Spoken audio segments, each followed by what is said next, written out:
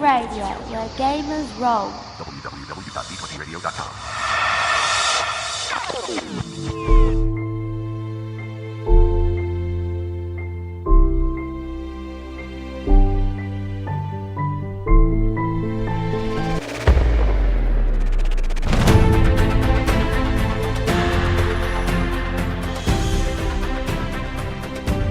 Hello Gaming Nation and welcome to the first ever live play episode of the Dice Pool podcast. I'm your host Ian Houlihan, better known as GM Hooli. This is an example play episode where we will be running through an adventure of the newly announced GeneSys Role Playing Game by Fantasy Flight Games.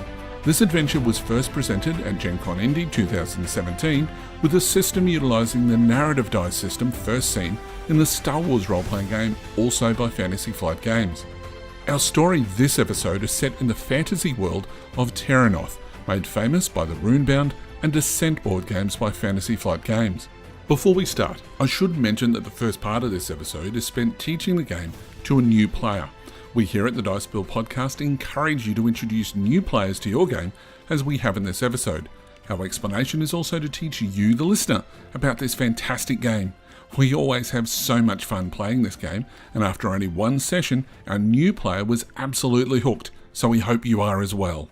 This is the first part of a multi-part story arc, with the later chapters releasing shortly after this episode, so stay tuned to social media for that announcement by searching Dicepool Podcast or visiting us on the web at thedicepoolpodcast.com.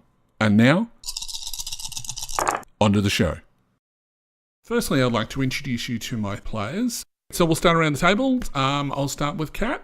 Tell us a little about yourself. So I am relatively new to the gaming world after only being in it for about 2 years in tabletop RPG, which is a lot different to my counterparts around the table. But being involved in gaming and being involved in the narrative story of these is what made me fall in love with this system. So I'm excited to see how GeneSys is going to fulfill that as Star Wars RPG did. Cool. Awesome.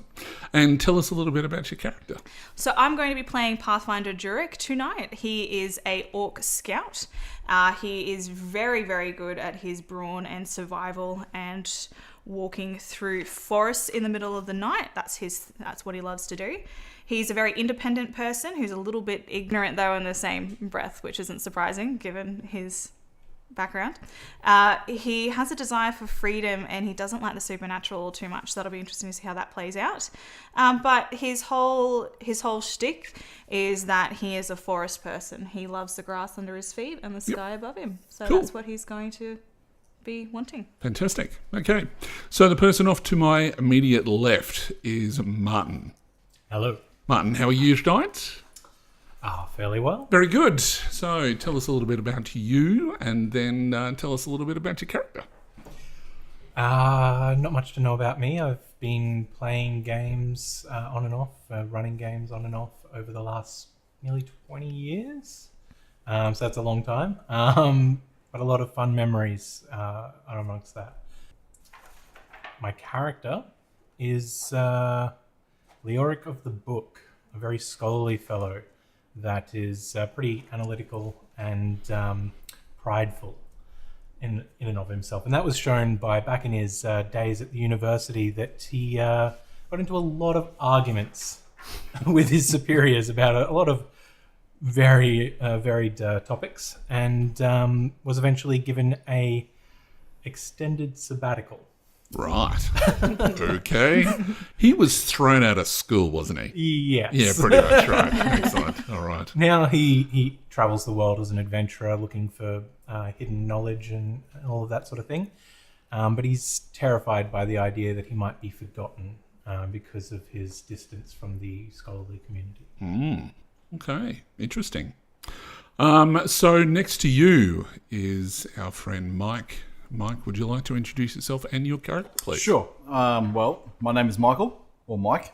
I've been playing tabletop games of all varieties for many, many years, starting with good old Warhammer, then progressing my way up to role-playing games, onto D&D, and then basically eventually found myself being hooked on this Star Wars narrative system, and now there's no other RPG worth playing. That's a lie. There's lots of other ones worth playing, but it's by far my favourite. So I'm very, very keen to be here giving GeneSys a crack. Cool. for the first time. As for my character, I'm playing Alice Rain. Now, she is a fairly righteous woman of the law who wields a mighty warhammer and smites anyone who has the contempt enough to break the law. Wow. So she's a pretty fierce character by the looks of things, so I'm keen to see how she unfolds as we play. Cool. Awesome. And to introduce our newest member to the table, and also a newcomer to role-playing generally, Madeline, tell us a little bit about yourself and your character. Hi, I'm Madeline, but anyone can call me Maddie. It's okay. I am, as Ian said, I'm very new to role-playing board. I'm not sure. I'm not sure. I'm just. But my character today will be Alma Grimstone. She is a dwarf and she is an alchemist. Cool. I see that she is very experimental with her alchemy and she's very curious. So she wants to know what's next and keep developing her skills. Cool. Is she a bit of a pyromaniac? Yes. She does lose her eyebrows every so often. I think I chose the wrong character. Awesome. All right. So as I said before, my name's GM Hooley. Basically I've been gaming for, forever, since about 1984. I started off with Top Secret, and I moved on to D&D and a few other things. I found the best game ever, I thought, at that point, which was Star Wars D6. Which gave me everything that I wanted in a role-playing game with the Star Wars label thrown on it. And then more recently, I've been involved with Fantasy Flight Games version, which uses the narrative dice system. And when they said that GeneSys was about to start, I was certainly in on that. So that's basically what we're going to be playing tonight. So this will be a fantasy setting. Now, some of you will be aware of it, others won't be, that Fantasy Flight Games has a number of licenses, one of which is the Runebound board game, and people may have heard of Descent, which is very similar to Imperial Assault as far as a board game goes. And this those games are set in the world of Terrinoth, which is basically where our game is going to be set today. So we'll start off if everybody's ready to go. Yeah. Cool? Ready? Sure. All right. Great. Okay. So firstly, because some of us, namely Madeline, has never ever played this game before, obviously you've got dice in front of you. Yes, we are having to use the Star Wars role-playing game narrative dice because as of this recording, the GeneSys role-playing game has not actually been released.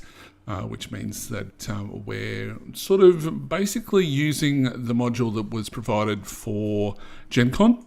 So some of the things we're just going to have to extrapolate as best as we can, but the system's pretty good for that sort of thing anyway. All right, so firstly we're going to go through the dice briefly. All right. So for those not familiar with it, there are basically 6 types of dice that will be in this particular system. And they're broken up into 2 different categories. So we have positive dice and we have negative dice. On the positive side, we have the blue dice, which are boost dice. We have the green dice, which are ability dice. And then we have the yellow ones, which are proficiency dice. So your ability dice is just your natural ability. So that would amount to your main statistics. So if you have a 3, for example, in a characteristic, you would have 3 green dice. Then you go and look at your skills. Every single skill is linked in to an attribute. And what happens is that for every point that you have in a skill, you then upgrade those green dice to yellow dice. So for example, if you've got, Madeline, for alchemy, you've got 4 intellect, I believe. Yes, I do. And what's your alchemy skill? I have 2. 2 in alchemy? Yep. Okay. So what would happen is that you'd have 4 green dice for your ability, and then because you've got 2 skill, you'd then upgrade that to be 2 yellows. So your final pool would be 2 greens and 2 yellows. Yep. Okay. Now, the last dice, which is the boost dice, which is blue. The boost dice is basically if you've got something that is advantageous to you. So if you've got the higher ground, or you've been somewhere before, for example, you might be given a boost die to include as part of the pool. You also can have some abilities. I'm not sure what abilities your character does have, but you may have an ability which allows you to add a boost die and things like that. On the negative side, so we have the purple dice, which is our difficulty dice.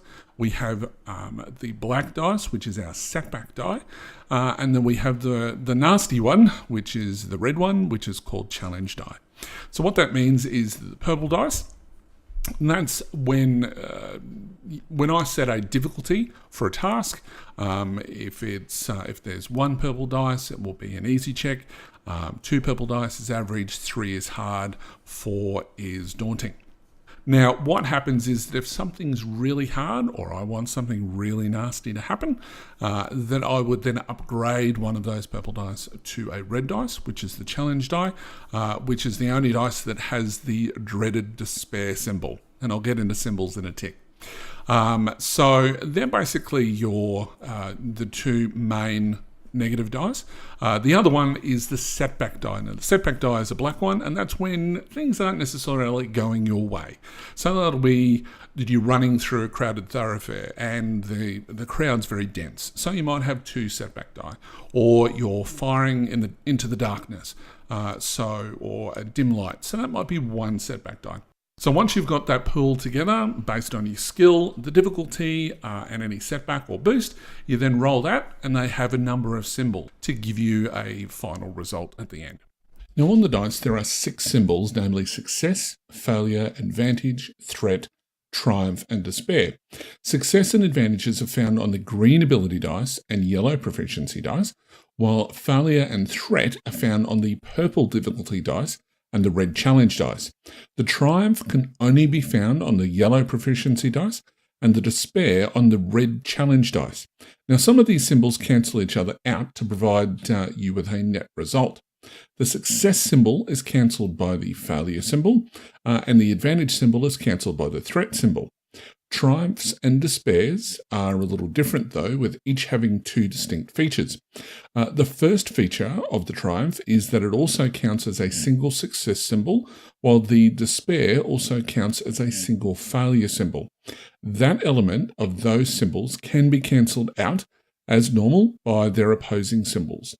The other part is that a triumph allows something amazing or cinematic to happen, while the despair causes something catastrophic to happen. So once you've done that, you can work out whether a check has been successful or whether it's failed.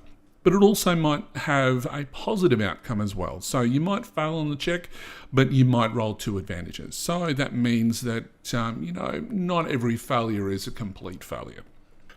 So 2 advantages might be that you're able to, you were trying to open a door, unlock some sort of a contraption, and the door starts to slide shut. You might use those 2 advantages to roll under the door to make sure that you're on the other side safely.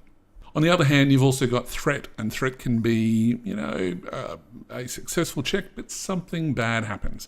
So that can be something like that you've taken a shot at someone with a bow or something like that, and you've succeeded, but you've had some sort of threat. So it might mean that your bow suddenly breaks.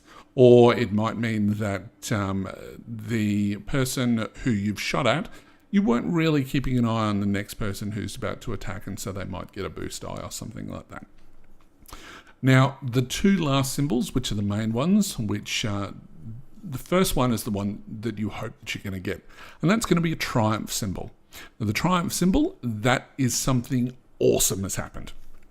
So I'm going to actually throw it over to one of my players to explain what a triumph might be. Martin, what would be a good example of a triumph? A good example of a triumph, depending on the situation, could be to introduce a new fact to the narrative. Mm-hmm. So, for instance, you're running away from a bunch of bad guys that really want to just bring you in and beat you up. Mm-hmm. So you're running away, you do an athletics check and you roll a triumph. So this means that you take a turn around the corner and you say that there's some train tracks there with a train coming along, and you manage to duck past, and the train just rolls on behind you. Nice, that classic shot. Yes, lovely. All right, and so on the other hand, as I mentioned before, the dreaded despair symbol. So the despair symbol, it only comes up on challenge die, and it only comes up 1 in 12, which means that it's really bad. Mike, perhaps you'd like to give us an example of a despair. Well, example of despair, again, depends on the situation you're in, but they're really cool because it gives the GM and the players a bit of a tool to introduce a new bad plot hook or something to the narrative. Yep. For example, you're holding up a bank and you intimidate the teller. Yep. But you've done so successfully, but have also rolled a despair, which is possible. Unknown to you, someone just walked into the bank, and that happens to be the sheriff. Oh. And that's a good use of a triumph. Despair, sorry. Yep. Is something bad happens to you and not really expecting it. Cool. And of course, they can get really bad if you happen to fail the check as well. Absolutely. All right. So what we'll touch base on now very quickly will be the character sheets themselves. Now, I know that 3 of my players will be obviously familiar with it, but Madeline, you won't be, and obviously some of our listeners who have never been involved with the narrative dice system might like to know a little bit about these characters and how they operate. All right, so each character has 6 attributes, which are brawn, agility, intellect, cunning, willpower, and presence. Now, brawn, it's pretty obvious what brawn is. That's how tough you are. Agility is how agile you are. Intellect, how smart you are. Cunning, obviously, how cunning you are. And that doesn't sound like I need to continue on with that. And your willpower is basically how strong you are in your own fortitude within your own mind. And then the presence is how well you get along with other people, how well you present with other people. Okay? So the higher the attribute, the better you are at that particular skill. So now we've also got below that, we have all of the skills. Okay? Now, for those who are familiar with Star Wars, some of them are similar, but obviously in a fantasy setting, each one of these skills can be a little bit different. For example, there is alchemy, which is not something that obviously appears in Star Wars, and you also have magic skills, general skills, social skills, knowledge skills, and combat skills. Of course, sorry. All right, so combat, because you've got to hit things. Yeah. Exactly right. All right, so each of those. I hate the books though.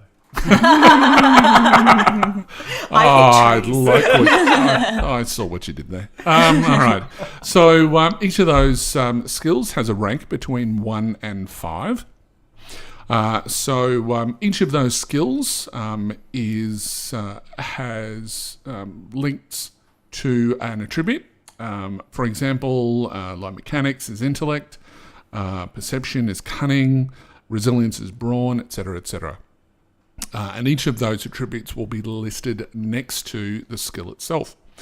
So, as I mentioned before, when you roll your ability dice and create your dice pool, you will upgrade your green dice to yellow dice for the number of ranks that you have in that particular skill. So the other most important part of your character sheet are the 4 abilities which are up the top, which are the soak value, your wounds, your strain, and your defense. So a soak value is basically how tough you are as far as resisting damage. So if you end up taking, let's say you take 8 damage, you may have a soak value of 5, so obviously you'd only take 3 damage. Now that 3 damage comes off your wounds, okay? And your wounds is how tough you are, and when you go over your wound threshold, because you actually count up. So as you're doing damage, you obviously start at 0 damage because you haven't taken any damage yet, and as you take more damage, it gets higher and higher until it goes over your wound threshold. And when it goes over your wound threshold, you actually fall over unconscious.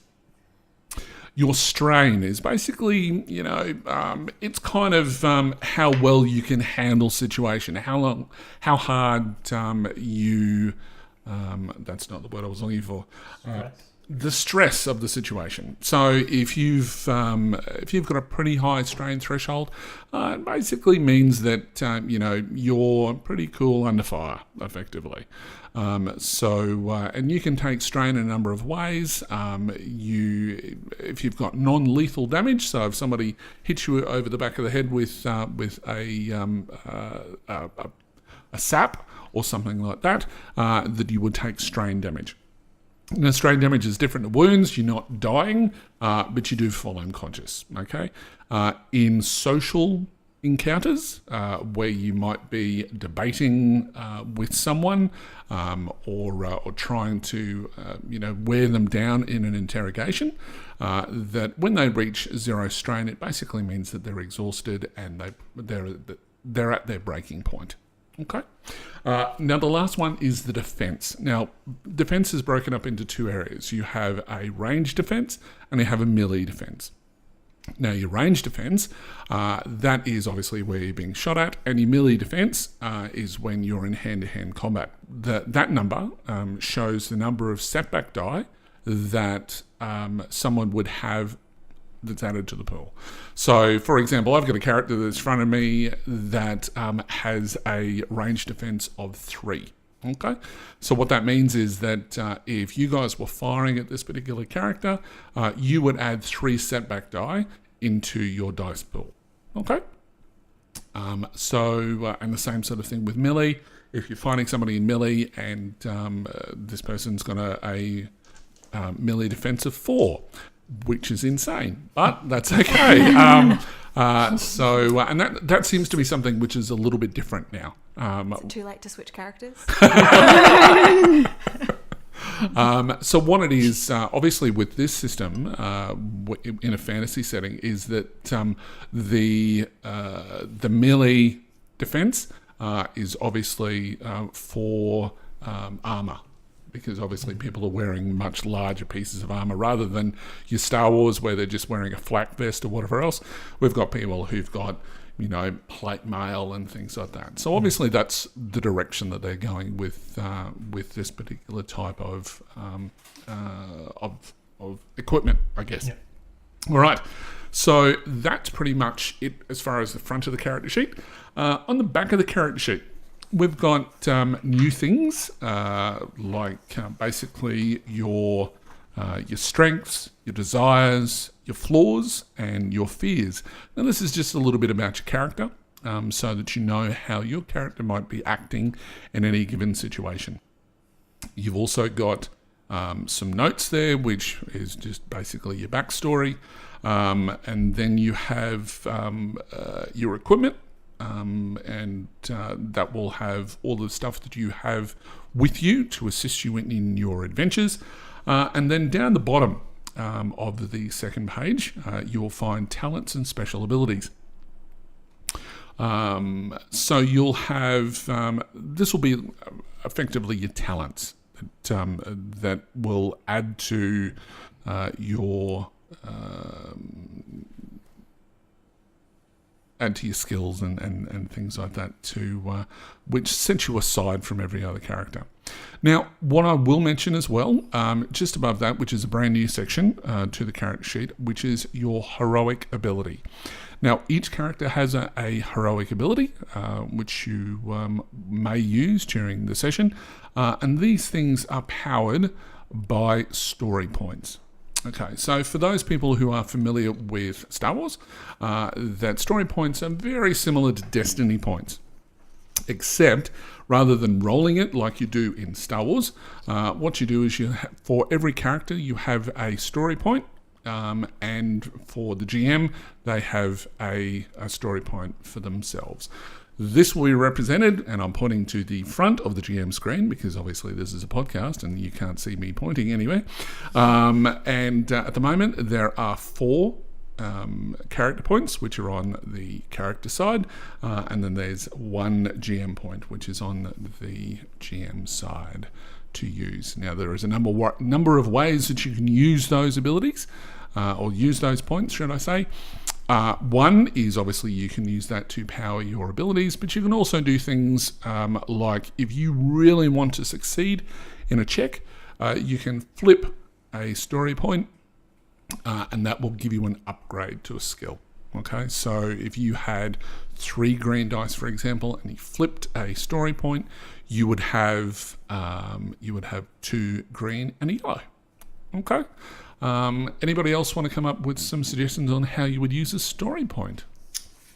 Story points, very powerful tools. In fact, you can use them in other ways, as Ian suggests, such as if you need, for example, you're in a situation where you really need a particular piece of gear from your pack, like a rope, because you need to climb down a well.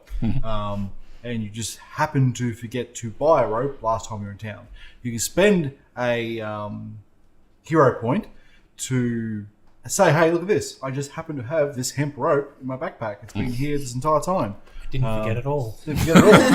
So what it does, you can use them to retcon bits and pieces into the story. So what that does is really good, because when you go into a town or whichever, you don't have to bog the game down with nitty-gritty shopping. You can just use your story points as you're adventuring to introduce those elements that you might overlook at other times. Absolutely. Yep, definitely. Caitlin, can you make a suggestion on how else you might spend a hero point or story point? What are they calling them in this game? Is it a story point?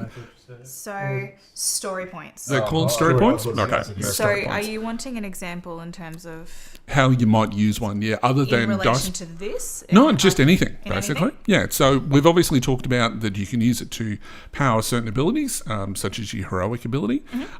You can use it to flip or upgrade a skill check, and also to add a piece of equipment that you may need for a given situation.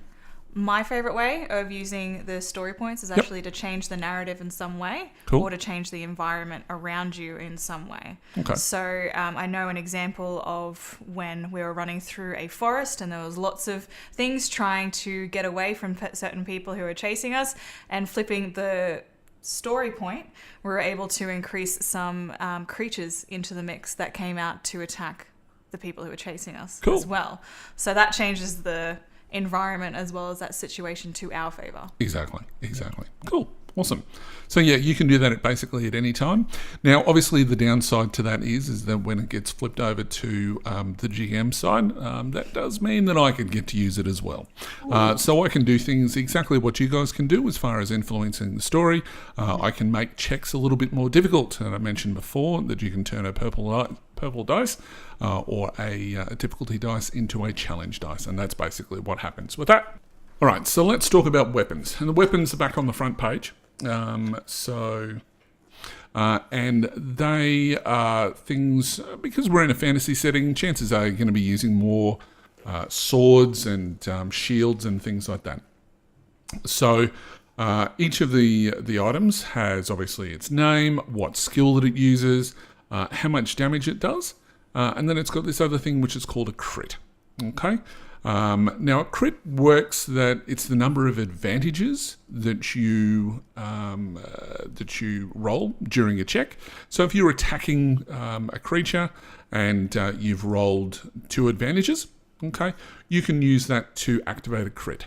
Okay, and a crit is something that can cause some devastating effects. So it's not just that you do some damage to something, you might actually take it completely out of the game, for example if it's a minion, or you might do a serious injury to someone, and that's just done by rolling a percentile dice. And that I then check on the chart on the GM screen here, and that will tell me what effect that has. All right. Now, obviously, it then has the range, and then it also has some special qualities. That's pretty much it. There are a whole heap of other weapon qualities that each of these items, or should I say item qualities, that they have. Shields can also be used to do damage, and lastly, obviously, there are fists. Okay. Now, fists, for example, they don't do much damage. They have a really high crit rating, but you can actually choose when you hit somebody with your fists, you can choose whether it's going to be strain damage or whether it's going to be wound damage. That's pretty much it. Okay. All right, so probably, as I always like to say when trying to teach this system, that the best way is to just play. As I have been taught numerous times, I will give a boilerplate basically before we start. I am not an expert on this system in any way, shape or form. I've obviously got a bit of experience with it. I know most of the rules, but there's going to be rules that I'm just going to completely fail on. All that I ask is you basically just run with it. If there's any sort of issues that might come up during the game, I'm not trying to mess up your evening. I'm trying to make basically you guys have as much fun as you possibly can. So to get us in the mood, let's try for a little bit of an introduction.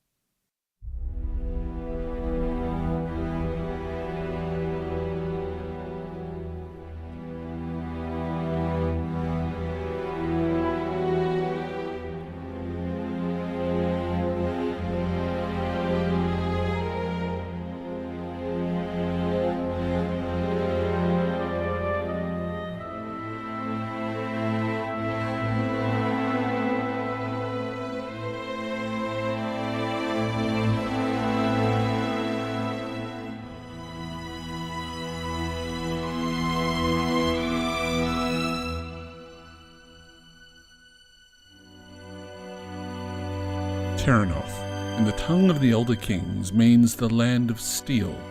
The name is thought to have described the mindsets and attire of its inhabitants, as well as the wealth of iron deposits still found in its rugged mountains.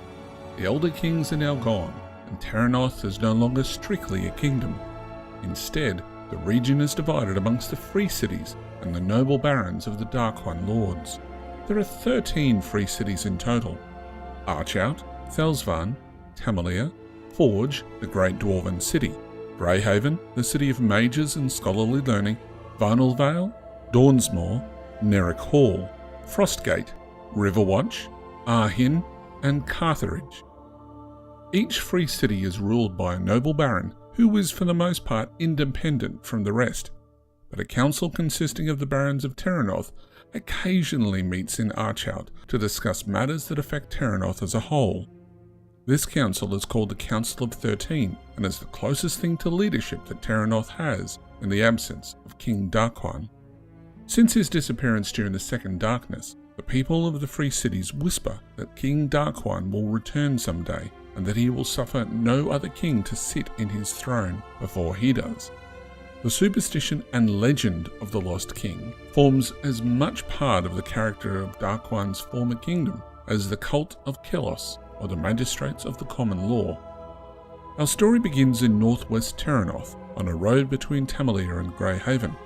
To the west is Nerrick Hall, a city previously ravaged by the hordes of the underworld, while to the east the Shadow Peaks watch over the northern lands as if waiting for some cataclysm to befall the people who go about their daily lives unaware of what may soon come to pass. Now, recently you were off adventuring. Who'd like to tell me what you were up to?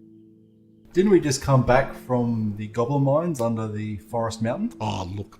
Yes, you did. Minecart chase was the best part. Especially when you rescue the kids. Mm-hmm. Oh, no, that's probably just ripping off a movie. But anyway. All right. Okay. You've been on the road less than an hour this morning when an isolated farmstead comes into view up ahead.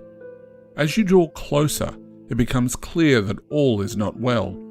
Goats wander freely, their pen left open, and rough men in shabby armour come and go from the farmhouse itself, piling belongings into a waiting cart. Okay, so you guys are about long range at this point, so it's a fair distance away. These guys look pretty rough and ready. So, what are you doing? Well, I would say those gentlemen over there at that house don't look like they're the residents. Perhaps they're breaking in. And that would be against the law. And I can't tolerate that. What say you? We go and ask them some questions. Okay. I take your reluctance as a yes. Alice will draw her warhammer Right. and start marching towards them. They could be just, kindly farmers, going about their business, loading up for market day. We shall find out if they're just farmers that have nothing to fear. Jurek grunts and tugs on his clothes, upset that he's going to be walking towards a town and not further into the forest. When have you known marketers to wear those types of outfits? So the group of you are basically heading towards, you're not sort of trying to hide or stealth your way up there, you're just basically marching down the roadway. They don't appear to notice you at all at this particular point in time, and you start making your way up there. At around about medium range, you notice one of them turns and yells at his commander. This guy's basically pointing at you as you're coming up the pathway to the house. What are you guys going to do? I'm going to take the opportunity to, while they're having a look and stare bears at the other characters, just to kind of meld into the back of the group and to be undetected as best as possible, while I have a bit of a look myself at the characters themselves and see if I can recognize anything on their outfit, anything about any insignias, or can I kind of tell who these people are? Really, Perfect. based Excellent. on what I'm looking at. Okay, so I'm thinking a perception skill would be good. Okay. Unless there's something else that you'd like to suggest. I am more than happy for perception. Excellent. All right, so the difficulty for this is just going to be, because they're out in the open, it's just going to be one purple die, so that's going to be an easy check. Okay.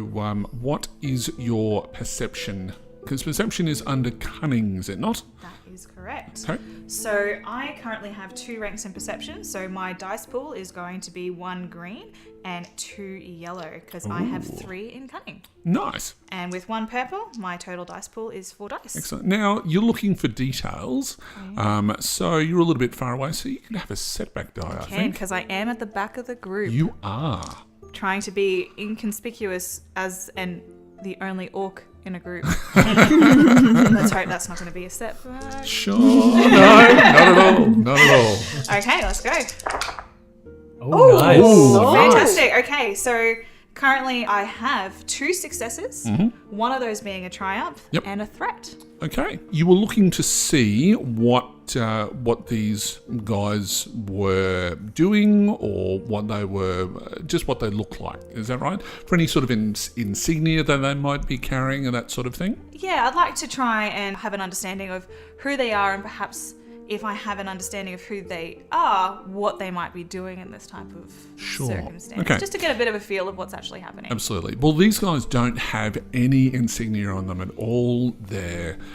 What they're wearing is completely haphazard. None of them look exactly the same. So it's not a uniform as such.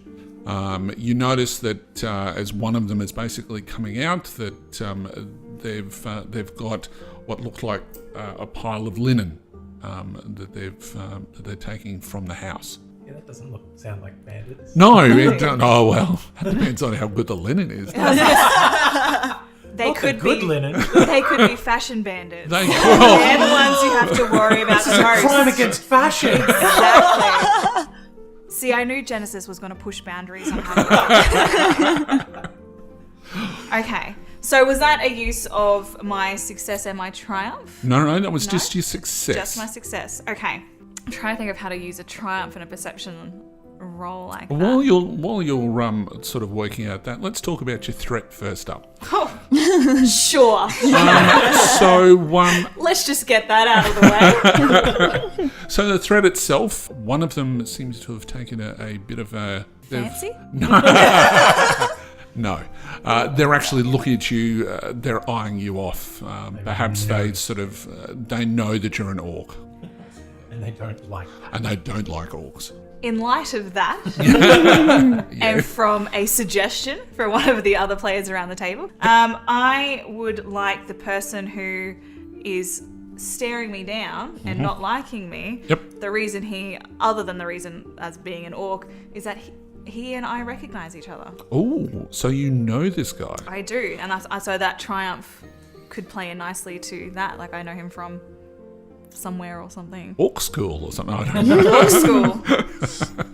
Oh, he's an Where he was just the Or he's an orc as well. There you go. Oh. I'm really liking that idea. Yes. So yes, he's an Oh orc. gosh, he's going to be my long lost brother. This story just got really interesting. We don't have Nemesis yet in the system, do we? No, but Okay, that all right. we may just start that. The first dice roll of the game. All right. So yes, you recognise this guy as Uruk the orc. This is why I love this game. First dice roll, and we've already got. We've already got a story. All right, so so yes, you notice Orog, and he seems to notice you, and yeah, there's been some bad blood, I think, between the two of you. Okay. We'll explore that as we go. All right, so what's everybody else doing at this particular point in time? Trying to look prim and proper as I approach the obvious leader of this group.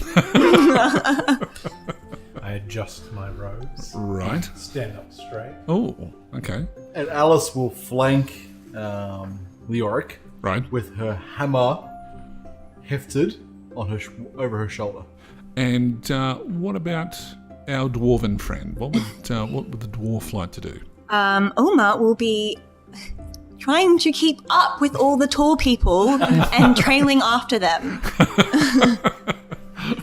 Rightio. Okay. Meanwhile, Durik's trying to take cover behind the dwarf. That's probably why it's not Good working idea. out. No, that's Right. exactly right. No. Yeah, there's a height differentiation. Yes, anyway. All right, so yes, flanked by the warrior, and you're obviously approaching the leader.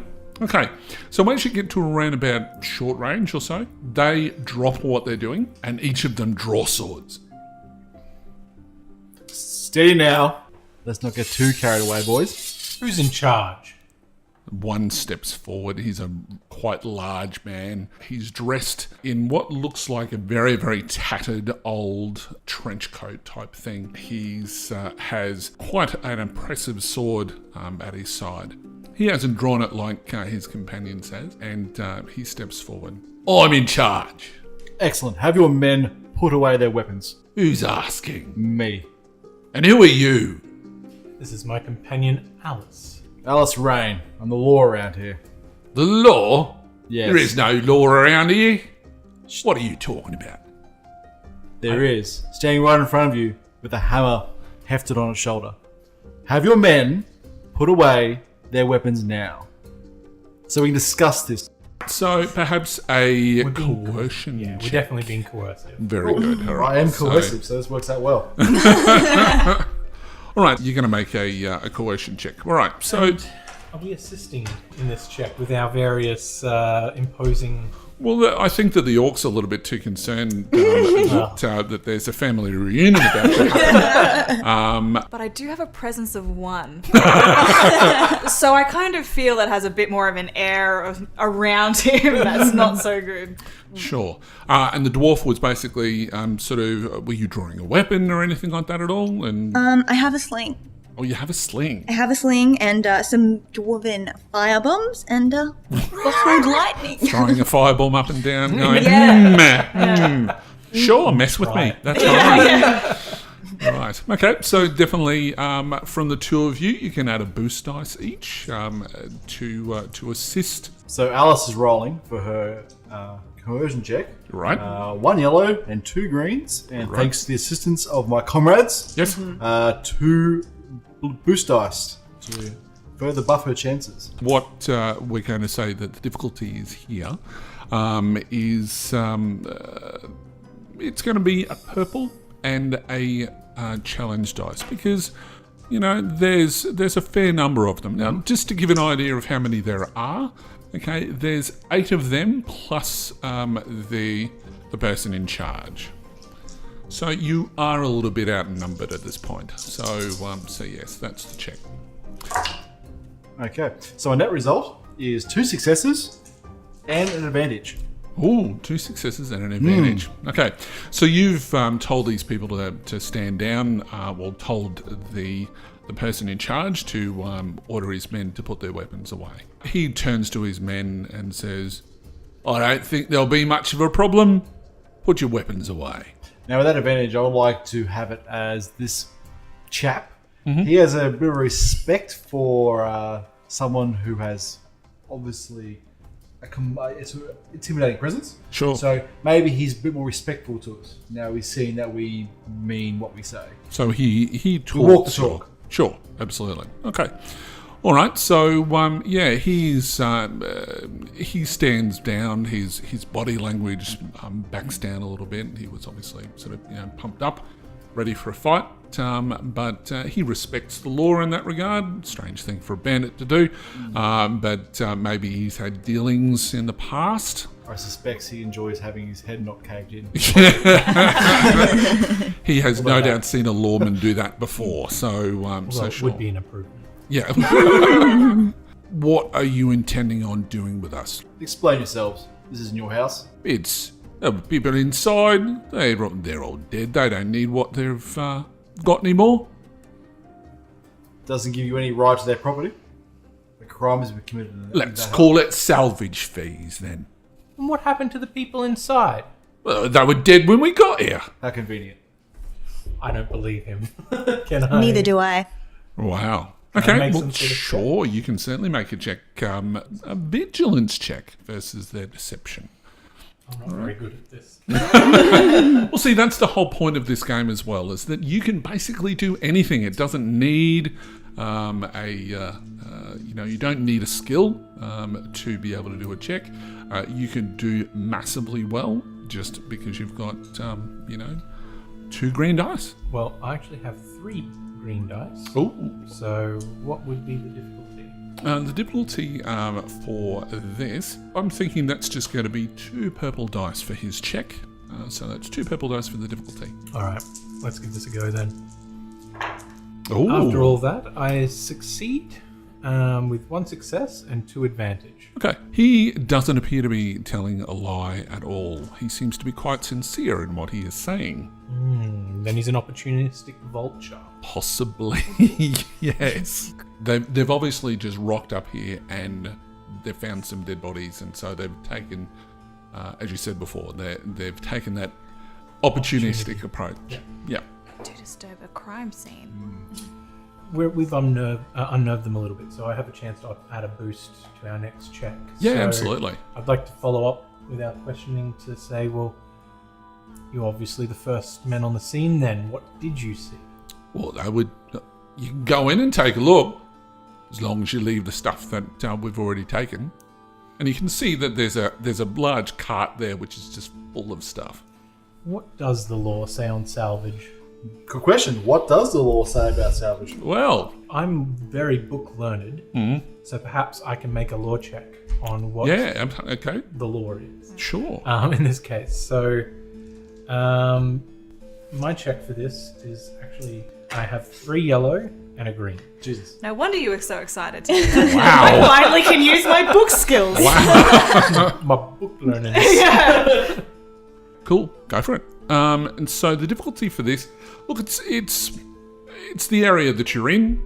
So I'm just thinking 2 purple dice. So just an average check. It's not something that everyone would know, but certainly someone. Being an academic that, came from a university, might this be something that I know well? Yeah, absolutely. So have a boost die for that, definitely.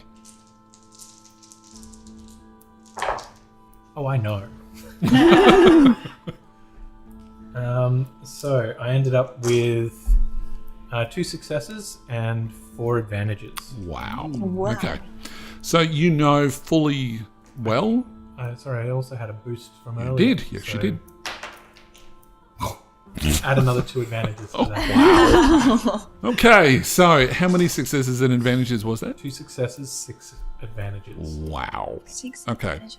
That's a lot of advantages. Yes. Clearly, you knew exactly what law he was talking about. You're probably even able to quote the page number and the section, I would suggest. Which I did. Which you know, very good. Excellent. You know that it's completely against the law. Yes. So what would you like to do with the advantages? I will quote the book at him and say, according to section such and such of the law of what's that? Salvage. Yep. The law of salvage. What you're doing is against the law. We will have to confiscate all of this that you've taken and turn it in. Wow. With my advantage, I would like that to resonate with them? Yes. Okay, so obviously they can see that there's some fairly powerful adventurers that we're not scared at all. No, they're not even a little bit. So I would suggest that they sort of the boss backs right down, and he just sort of says, "Oh look, I really don't want any trouble. I'll get my men to put it all back then, shall I?" And fold it neatly. Show some respect for the deceased. Rightio, well, men, hurry up, do your stuff. Make sure it's all folded nice and neat, like. Do we get a montage of bandits trying to fold a shit? They progressively get better. How many bandits does it take to fold a shit? Quite a lot, apparently. So they've, there's a bit of a montage. Right, this goes like this, and anyway. So yes, so they clean up. They're starting to return basically everything through the scene, and they're pretty much doing everything that they're told. They even fix the front lock. They're cooperating with the law, so we let them do it. Sure. Actually, with one of your advantages, they actually don't do what Mike suggested, which is fix the lock. Ah, yes. Because they claim that they didn't do it. Yes. Okay. Well, whilst they're doing that, why don't we have a closer look at the house? Cool. All right. So, taking a look around the house, I'm going to get everybody to make a perception roll for me. In actual fact, what you can do is you can make a perception check or survival. Ooh, I like that idea. I thought the orc might like that. Yes. But before he rolls, he's going to walk past. I'm really wanting to make sure that I use that triumph to the best of my ability in terms of getting some narrative there. So as he's walking past Orog the orc, he's just going to mutter, Remember, I still remember what happened in that forest, and you still owe me money for that. and then continue walking. Yeah, and he's scaled. He is scared. He's very scaled. All right, so survival. I'm going to roll for survival. Okay. Alright. Why don't you go first? All right, so the difficulty for this is only going to be one purple die or an easy check. Now, one of the things with this system that I like to do is I'll actually get everybody to make their check one after the other. The reason is so that one person might be able to give the next person some boost dice through advantages, or they maybe do something which sort of causes them to, get some setback die. Just depends on the situation. So, who'd like to go first? I'll roll first. Cool. So, tell me what the orc is doing. What does this look like? So we're walking into the room, the house, to investigate. Right. So, Jurek, he's going to walk in and look at the room and look at the way the dust is settling around to see if he can identify if there was a scuffle based on the dirt that's in the ground. He's going to look at what's on the walls, on the tapestries, to see if there's anything amiss. He's going to look to see if there's blood or the different types of blood splatter that's on the walls, because he is a survivalist. He knows how to make it through these types of environments. He knows how to track So by looking at to track, he can look at details into things. So Wow. he's going to be looking really hard to try and see if he can almost track the kinds of events that took place in that room beforehand. Sure. I'm imagining a kind of, if you've ever seen Hannibal, where he goes back into this is my design, but orc style at the moment. I'd have gone with Sherlock Holmes. Sherlock Holmes, yes, Wow. exactly that, but rewind. Okay, so I'll go through what my character has, and then that'll be the last time, so we're not Sure, repeating absolutely. everything. Yep, absolutely. So my character itself, he has a cunning of 3, which means I started out with 3 green dice. Yep.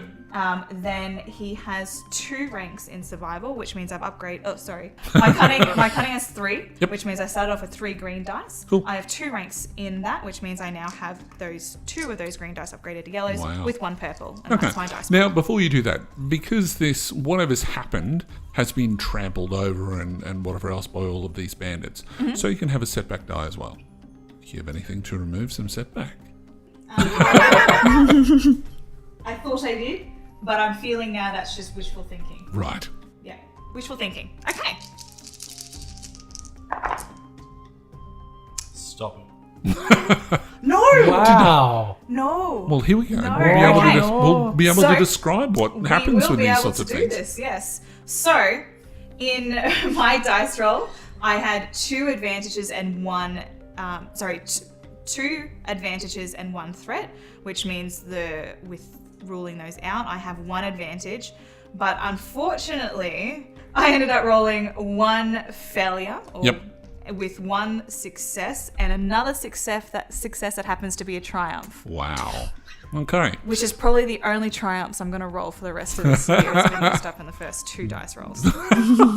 All right. So that's a success Great. with a threat. With a threat. Okay. So there's probably a little bit of argy-bargy that's going on between the some of the bandits who aren't really impressed that they've had to hand everything back, and or maybe it's just 2 of them were a little bit clumsy while they were trying to refold all of the linen. So yeah, you take a point of strain just by bumping into people and whatever else. Okay, so what you... They're not careful. The orc doesn't like people invading his personal space. So this is a very stressful environment Right, for him. exactly. And clearly the like bandits just don't care. So what happens is that you notice, the first thing that you notice is the 3 dead bodies, which are on the ground in the main room of the main sort of lounge dining room type thing. They are quite pale, there isn't, surprisingly, apart from the stuff that the bandits have taken, nothing really seems to be out of place. Can I tell by looking at the bodies what rate of decay to tell how long they've been dead? You probably think they've been dead maybe less than a day. So what would you like to do with the triumph? So I can see the bodies, Yep. which is good. I'm really glad I rolled to see that, because that could have been an awkward situation. See, If maybe I'm like, that's- what happened here? See, maybe that was where the threat came from. I was so stressed I didn't see the dead You bodies. tripped over the one I of tripped them. over them. Yes, ever so graceful. Okay, Can I suggest please, for a suggestion. something? Yeah. Maybe something was left behind by the murderer Ah, as a triumph. that's a good, yes. Okay, so one With of my keen perception. Absolutely. Of So- survival skills. I smelt a clue. Okay, so you notice because of the position of one of the bodies, Okay. without actually sort of touching the bodies at all, you notice 2 large holes in one of the body's neck. I look around for spiders. Because as well as crippling social anxiety, he also has a Right. fear for spiders now. Sure. Okay, he's got a fear of spiders. Excellent. Okay. All right, so So 2 yeah. puncture marks. They Or look- holes? Holes no, or punctures? No, they're like puncture marks. So they look like a bite of some sort. Can I see if there's like a glistening of liquids or anything like that around the puncture marks? Or is that too much for the advantage? No, I think that's probably good enough for your triumph. triumph, yeah. Yes, you notice that there is a slight amount, but only so slight, your keen orc eyes clearly saw that there was only the slightest amount of red substance. Can I use my adventuring ability, because I adventure, to see if that might be law. So I want to try and think back to my journeys and my travels if I've heard of something similar occurring before. Like, is this something that I know of, I've seen, I have encountered at all? Possibly. I've got knowledge in adventuring. I'm not sure if that's actually how your skill is supposed to be used, or if that's more lore. Well, in actual fact, I've got no idea either. So that's exactly what we might use. So that'd be kind of like a knowledge dungeoneering type thing, or something like that. So yeah. So I'll use my adventuring. Yep. So, if you want to make so a knowledge narratively, adventure. I'm thinking back to my times out in the wilderness to see if I've encountered anything like Absolutely. this previously. So, I won't Unless go through- anybody else has any other skill, or if you're pointing that out to someone as well. Oh yes, well I will share with the group that as I'm walking through, and so as Jurek is walking into the room and looking at the bodies, you can kind of tell he goes into a bit of a different state. Like, he is now in his tracker, he is in a survival mode, he is looking at everything, and is not generally the same way that he is just walking around the streets. He's in his mind temple now, isn't he? He is gone full ham into this.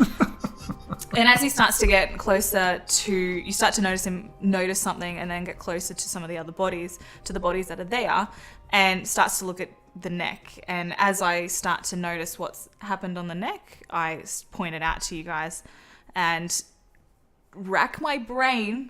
So before I do anything else, I just want to try and see if I know anything, or if I'm just kind of pointing out, questioning what's on the neck to everyone else in the room. Absolutely. Okay, so you can certainly make an adventuring check. Okay. Knowledge adventuring. However, the difficulty for this is going to be 4 purple dice. This is going to be fun. So perhaps because we've just come back from journeys and adventuring as well, I imagine you guys probably have been involved in some trips with me. Certainly. I mean, you just come back from the forest. So we go way certainly. Absolutely. Would anyone want to? Well, we can all collaborate for ideas and talk it out. Yeah. Definitely. So can that be a few boosts? Yeah, absolutely. So, I'll give you 2 boost die for that sort of thing. Now, the injuries are, they're over 12 hours or more old, so you can have a setback die for that as well. Okay. So I imagine as I'm going through and pointing it out, I'm us basically going, do I remember correctly if we've seen something like this before? And opening it up to everyone to try and... You're doing the whole CSI thing, right? Oh, yeah. With this, I've already taken off the sunglasses and walked into the room commanding. It's CSI Terrinoth. No. Just to start off with, no. Not good. Not good? Okay, so the result of my dice, and I'm just aware that I am feeling with that, it was just a straight 2 failures. 2 failures. Okay, so yeah, So you're we not don't- quite sure. Yeah. The Do I Oric, remember correctly, or was it a dream? What And would you guys are think like, of it was a this? dream. I think I remember something. And he strokes his beard as he goes back into a reverie of his time at the academy. I'm going to flip 2 points, and I'm going to use my ability. Right. Once per session, Leoric may spend 2 story points to activate this ability.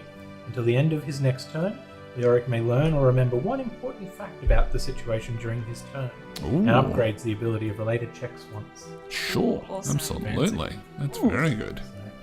So you flip 2 story points, which go on to the dark side. No, sorry, that's not called the dark side. GM The side. GM side. Yes. Same thing.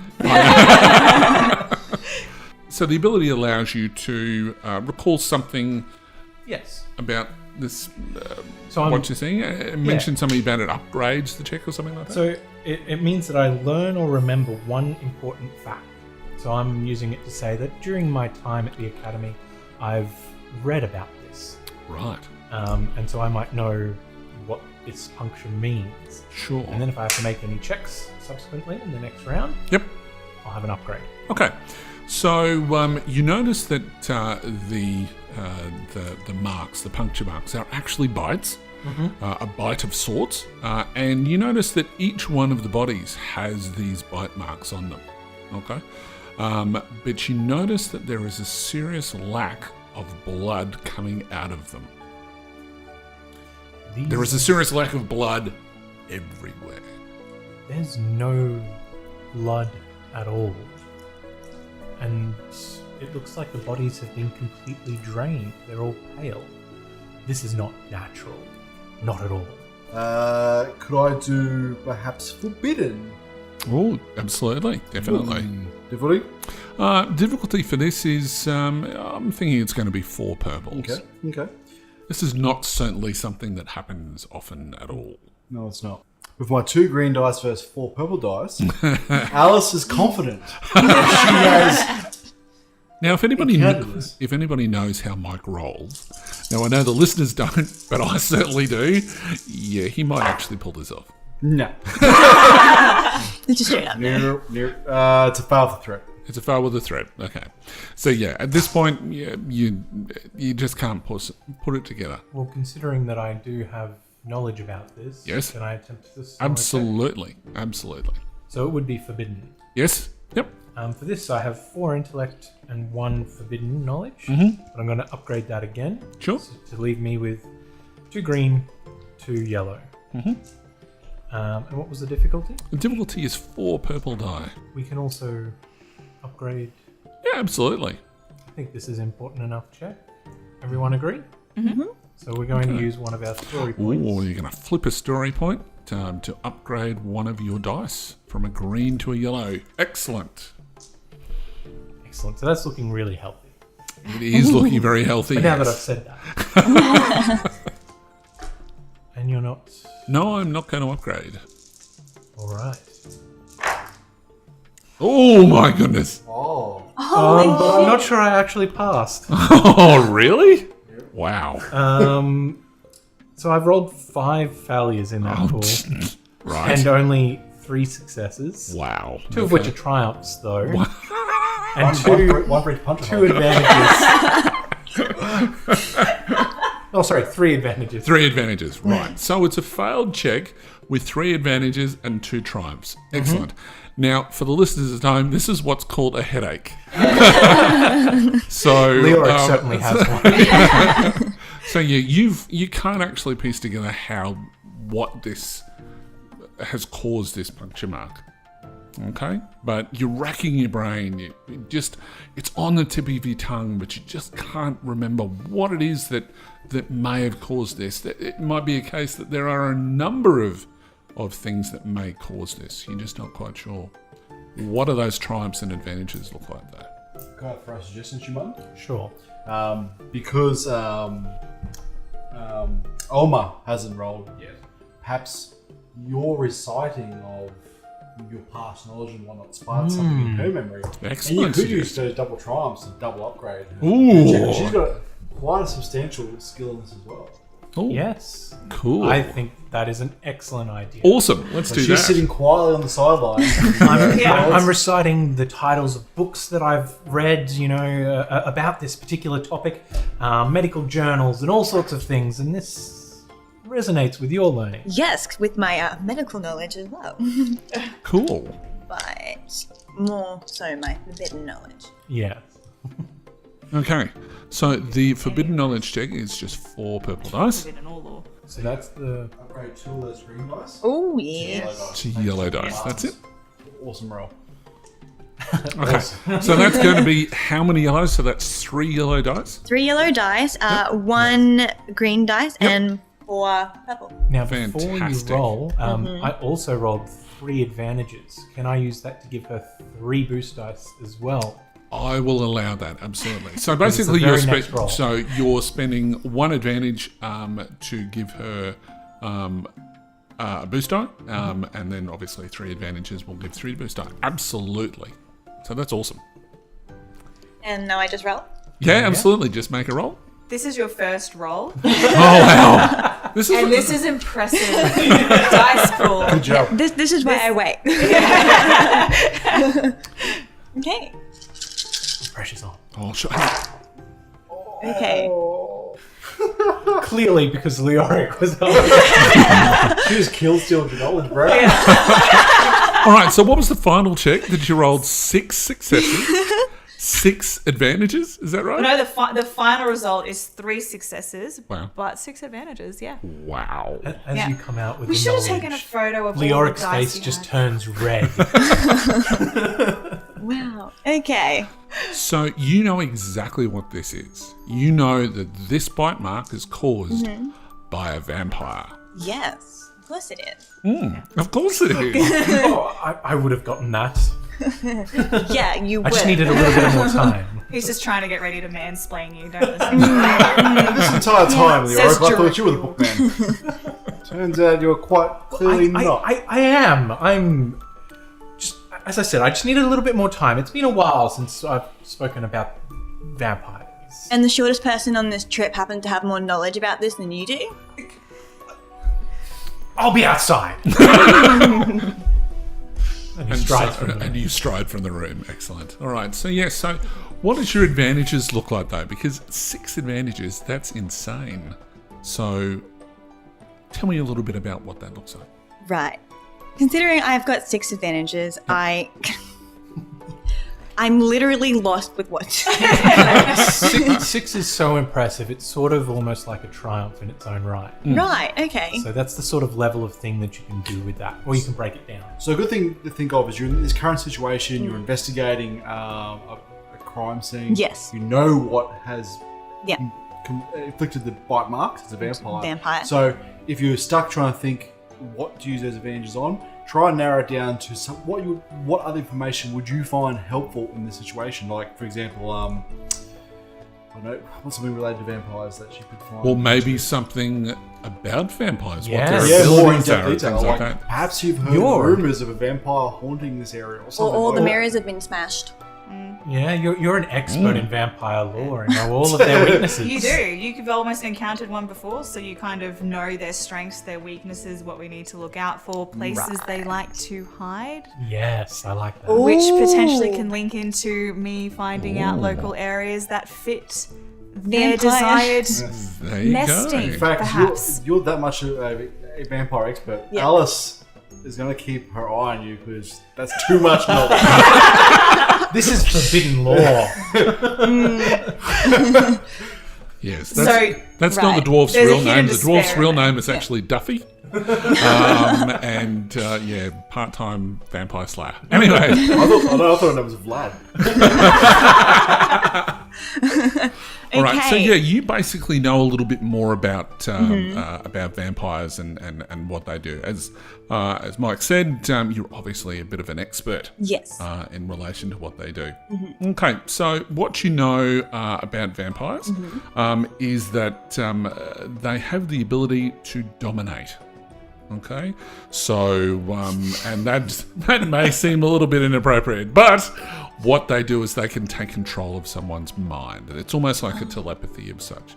It's best not to sort of be anywhere close to them because they can take over your mind. You know, wearing silver headdresses and stuff like that. Not cool. Perhaps she also knows how to kill them.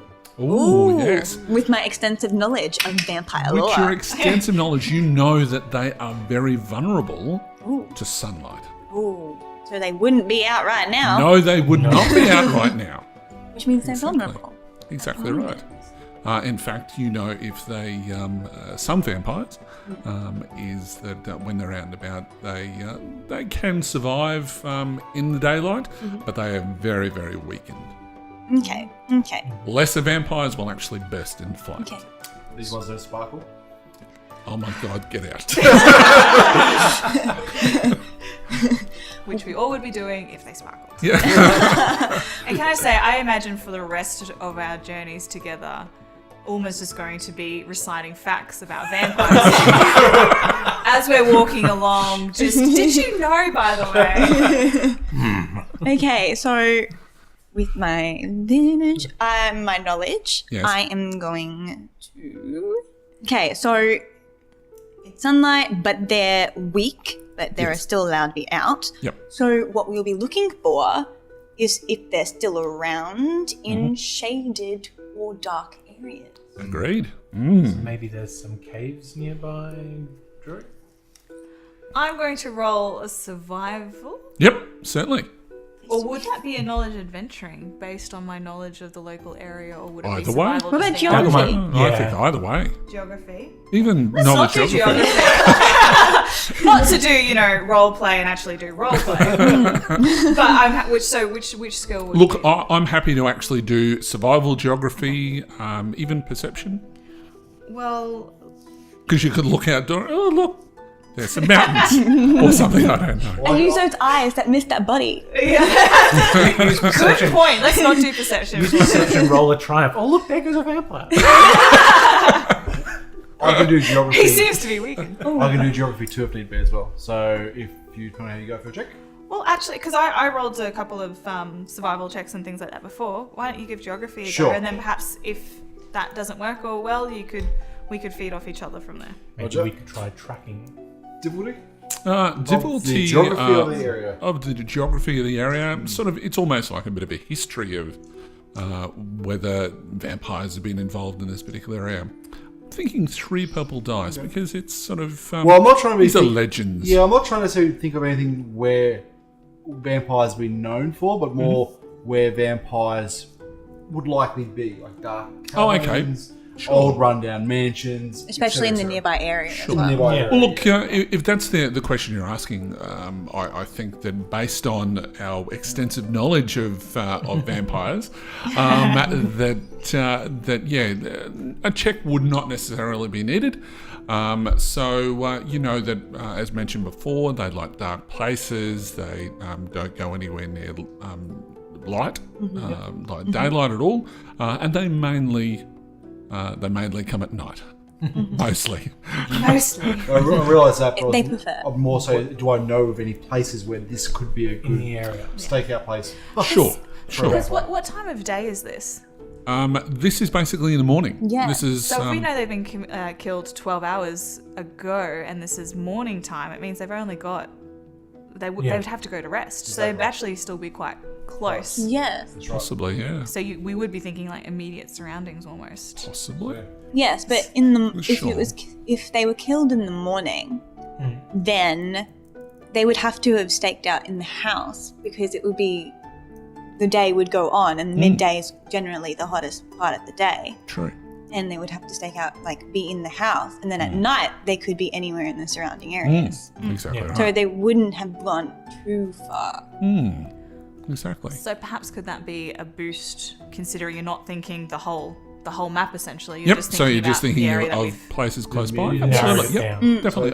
I'd even give you 2 boost dice. Two boosts, difficulty? Difficulty is still going to be 3 purples. Okay. Not too bad. It's a weird roll. That's a straight up 1 success, 1 advantage. Wow. Okay. So you know that in the immediate vicinity, probably less than a half day's travel, there are some mountains off to the east, and there's obviously the dark woodlands off to the west. See that? It's got dark in the title.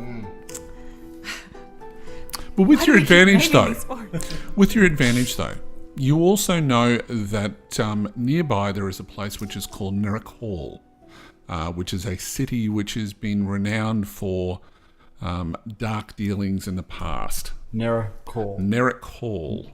It's a free city, and it has a somewhat dark past where creatures from the Underdark and the underworld have come and gone. So but that's well and truly about over a day's travel away.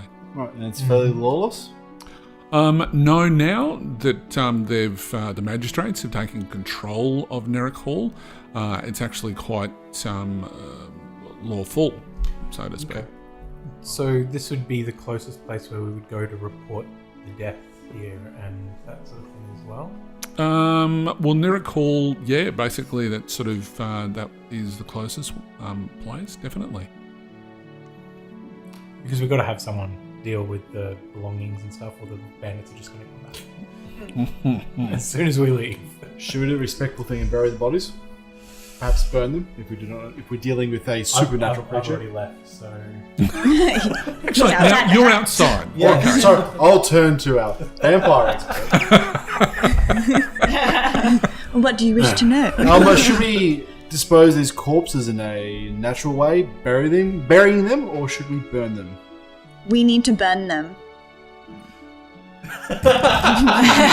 Okay. I like the confidence in your answer. It has nothing to do with her knowledge of vampires. She just really likes burning things. But Tend to Jurek is... explode, so I'm kind of used to fire by now. But no, you need to burn them because there's a possibility of them being turned unless disposed of in the correct way. There you go. Burn them all. That's pretty much it. Jurek is going to grunt in agreement, and you can almost think that he's a little bit unnerved with that information because It's just one of the group. it's supernatural, and he's not keen on any of that kind of stuff. So he's in full agreement and more than willing to help you burn these bodies. Nice. You were going outside. yes. Okay, can I get a perception or a survival check from you, please? I'll be doing a perception check. Right. So for perception, I have 1 green and 1 yellow. Okay, so the difficulty for this is just going to be 1 purple die, so that's an easy check. Yep. However, due to the age of and the way that things are moved around, you're going to have a setback as well.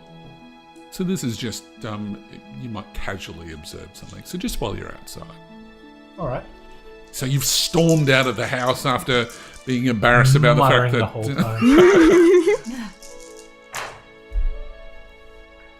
Excellent. 1 success, 1 advantage. Okay, so when you sort of like, you get out there and you're looking about and sort of trying to compose yourself, you kind of look down at one stage to sort of take a big deep breath, and you look and you see where the cart is. Next to the cart, there appears to be some tracks of what look like a larger cart, Ooh. maybe a carriage. I'll turn around and come back all happy that I've found something. Druick, I found some tracks. Finally, you've been helpful. And he turns around. Turns around and leaves. Right. Wow. Party cohesion. Excellent. All right. Just some friendly banter. You fail 1 check and yes. All right. Okay, so yeah. I follow the huffing storm of a to have a look at these tracks to see. So we're trying to find out, obviously, where they've gone to, or Yes, or any information we might about the cart itself. can't tell how heavy it is based on. Is it carrying people, or is it covering like that kind of stuff based on the absolutely. indentation of the wheels into the dirt? Yes. Exactly. Go Anything the that's whole been- crime scene. Yeah. I have another suggestion as well that I might try. A bit more of a skewer skill. Ooh. Ooh. Seeing the tracks and there being a heavier cart, possibly a coach, I'll kneel down near the tracks, Yep. touch my hand to them, Oh. and summon some divine knowledge. Ooh. See if I can sense an evil presence. Excellent. I like that idea. Definitely. All right. Let's make a check on that. So I'm just thinking 1 purple die for this. Oh, that must be evil then. But because of how long ago, obviously, that it's been, you're going to have 2 setback die for that. Okay. Alice is quite divine, so she rolls 3 yellow dice Ooh. for her divine check. Wow. Now, before you do that, though, obviously, dark forces perhaps might be protecting what you're trying to go through. So one of those story points are going to be flipped over. Yes, but you can flip it there, Ian. Oh.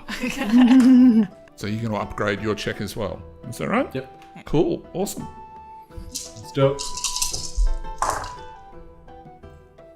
So you're now rolling a challenge die in amongst all of this. I'm rolling a challenge dice. We're hoping for a despair. Well, no despair. Sorry to disappoint you, Ian. Oh, I'm sorry. However, I did roll 3 threat, Right. but 3 advantages.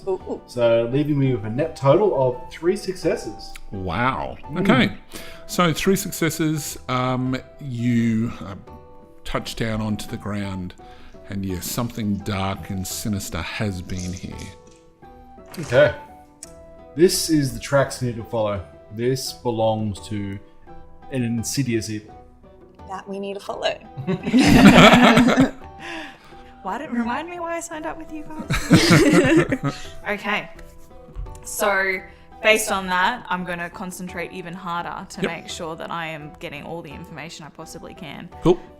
off these tracks in the ground. Awesome. So, rolling my survival, and what's the difficulty? The difficulty for this is going to be 1 purple dice. Plus 2 setback die because it's some time ago. Okay. There's been a lot of activity in this. Exactly, yeah. I have 2 successes. Nice. Okay. So what you notice is that the carriage itself was obviously fairly full, and it is going off down the roadway that leads onto the main road from the homestead. So you also notice that there are several footprints which are of much larger shoes to what the bandits. So obviously it's someone who's fairly strong, fairly well built. The footmarks in the mud at the front are much deeper as well. They look as though that they've obviously wearing some type of armor as well. Fantastic. Possibly a bodyguard. Possibly.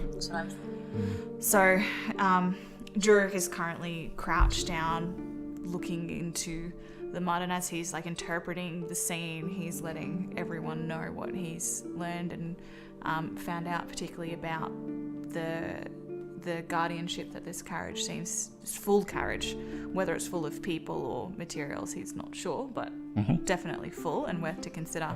Anything. Yeah. Is letting everyone know that so that we know what we're getting ourselves into. And basically he just says that we need to ready ourselves for whatever we're going to encounter at the end of these tracks. Cool. Awesome. So is that effectively where you guys are going to head towards? You're going to follow the tracks? I think so. Have the bandits finished their work and moved on? They have finished their work, and the lead bandit comes up and speaks to the warrior. Alice, thank you. Comes up to Alice and says, would you like to take a look at what we've done just to make sure that it's all right? No, I trust you. However, I do not trust you to stay away from that house after we leave. So I would ask you and your men to accompany us all the way to Mennara to escort us there. And if you do this, I will be willing to forget the laws that you stepped over. As an accident, because you're quite clearly uneducated in their way. Oh, well, as long as we're not going to get into any trouble. All we want you to do is to walk with us to the city. Sure, we'll agree to that, definitely. But all the way to Mennara Hall, that's a long way. Best get your hiking boots on then. Very well. I'll get my men together then. And he basically turns and leaves to assemble the rest of his men. Does Mennara Hall seem to be in a similar sort of direction to these tracks? Definitely. Definitely. Good question to ask. Well, there you have it. Part 1 of the Dice Ball Podcast live play event. We all here at the podcast hope that you enjoyed listening to it as much as we had creating it for you. Now, what will the heroes find on their way to Mennara Hall? Will they find who was responsible for the murder of the people of the homestead? And will Lyric, the learned mage, ever live down his most recent embarrassment? Find out the answer to these questions and more next time when the Dice Ball Podcast live play edition returns for part 2 of The Haunted City. My thanks go to my players Caitlin, Martin, Michael, and to our newest player Madeline. It literally was not possible without them. The Dice Ball Podcast is a proud member of the D20 Radio Network. and you can learn more about the network at d20radio.com. I'm GM Hurley, thanks for listening, and remember, the Dice Pool Podcast, where adventure is just a roll away.